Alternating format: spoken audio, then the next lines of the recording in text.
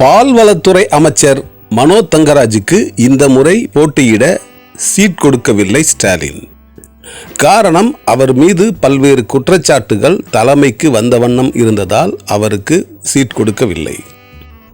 தவறான பெண்களோடு சகவாசம் இருந்ததால் அமைச்சர் மனோ தங்கராஜின் அமைச்சர் பதவி ஏற்கனவே பறிக்கப்பட்டது. பிறகு சில மாதங்கள் கழித்து மீண்டும் அவருக்கு அமைச்சர் பதவி தரப்பட்டது. இப்படி போய்கொண்டிருந்த நிலையில் இவர் மீது பல்வேறு குற்றச்சாட்டுகள் வலுத்த வண்ணம் இருந்தது. குறிப்பாக மலைகளை உடைத்து அதை வெட்டி எடுத்து கேரளாவுக்கு கடத்தி சென்று பல கோடி சம்பாதித்து விட்டார் என்கிற குற்றச்சாட்டு தான் முதன்மையாக இருந்தது. அதோடு இவர் மிக மோசமான குடிகாரராகவும் பெண் பித்தராகவும் இருப்பதாகவும் இவர் மீது குற்றச்சாட்டு தலைமைக்கு அனுப்பப்பட்டது. அதற்கான ஆதாரங்களும் தரப்பட்டது. இதனால் நொந்து போன திமுக தலைமை உடனடியாக அவரை பதவியில் இருந்து நீக்கியது.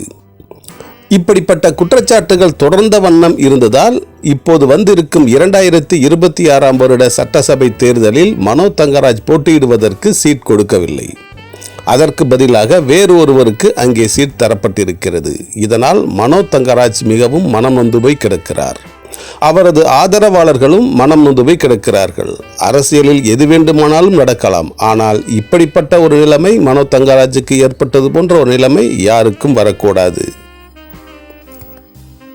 எனக்கு சீட் கொடுக்காவிட்டாலும் பரவாயில்லை, அந்த தொகுதியில் போட்டியிடும் வேட்பாளரை ஜெயிக்க வைத்து காட்டுவேன் என்று வீராப்பு பேசிக் கொண்டிருக்கிறார் மனோ தங்கராஜ். அங்கே போட்டியிடும் வேட்பாளரை தோற்கடிப்பதற்கான அனைத்து வேலைகளையும் செய்து கொண்டிருக்கிறார் மனோ தங்கராஜ். அவர் செய்யும் அண்டர் கிரவுண்ட் வேலையால் அங்கே போட்டியிடும் வேட்பாளர் தோற்று போகக்கூடிய வாய்ப்புகள் அதிகம் இருக்கிறது.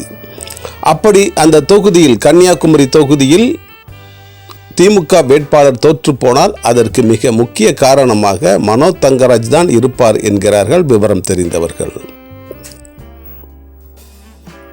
பால்வளத்துறையை தனது அமைச்சராக வைத்துக் கொண்டிருந்த மனோ தங்கராஜ் கனிம வளத்துறை தான் வேண்டும் என்று தலைமையிடம் மறைமுகமாக கேட்டுக்கொண்டிருந்ததாகவும் கூறுகிறார்கள். அந்த கனிம வளத்துறையும் தரப்படவில்லை. பால்வளத்துறையும் இப்போது கைவீறி போய்விட்டது. அடுத்து யார் ஆட்சிக்கு வருவார்கள் என்பதே இப்போது மிகவும் கேள்விக்குறியாக இருக்கிறது. குறிப்பாக திமுக ஆட்சிக்கு வருவதற்கான வாய்ப்பே இல்லை என்கிற நிலைதான் இருக்கிறது.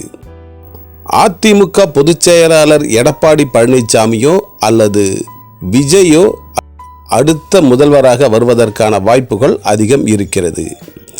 ஆகவே அடுத்த முறை அமைச்சராக வருவதற்கான மனோ தங்கராஜுக்கு எந்த வாய்ப்பும் இல்லை. ஸ்டாலினே முதல்வராக வரக்கூடிய வாய்ப்பு இல்லாததால் இவரும் அமைச்சராக வருவதற்கான வாய்ப்புகள் இல்லை.